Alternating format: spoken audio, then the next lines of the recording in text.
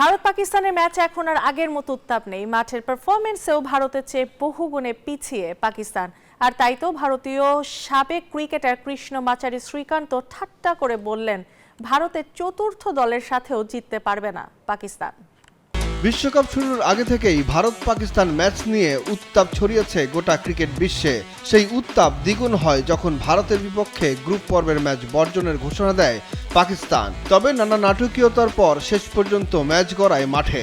সেখানে দর্শকদের মাঝে উত্তাপ ছড়ালেও মাঠের ক্রিকেটে পাকিস্তানের বেহাল অবস্থা দেখেছে বিশ্ব। ভারতের কাছে 61 রানের অসহায় আত্মসমর্পণ দেখে ভারতীয় সাবেক ক্রিকেটার নিজের ইউটিউব চ্যানেলে ঠাট্টার ছলে বলেন, ভারতের চতুর্থ দলও নাকি পাকিস্তানকে হারাবে খুবই সহজে। একটা সত্যি কথা বলবো, ভারতের চতুর্থ একাদশও তাদের উড়িয়ে দেবে।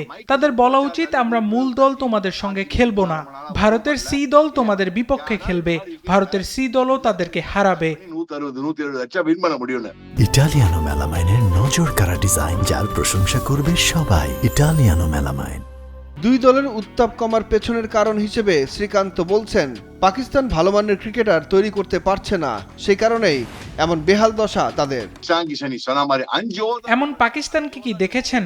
ওয়াকার ইউনুস, ইমরান খান, ওয়াসিম আকরাম, তারপর আরো কত পেসার। এখন তারা একজন ফাস্ট বোলার পেতে ধুঁকছে, যোগ্যতা সম্পন্ন একজন ব্যাটারও নেই। বাবর আজম যদি আপনাদের প্রধান ক্রিকেটার হয়, তাহলে আপনাদের টি-20 খেলার প্রয়োজন নেই। এদিকে ভারত পাকিস্তান ম্যাচ নিয়ে বাংলাদেশ দলের সাবেক প্রধান নির্বাচক মিনহাজুল আবেদিন নান্নু বলেন, বাংলাদেশের বিপক্ষে ভারত মাঠে নামলে সেটাই জমে বেশি।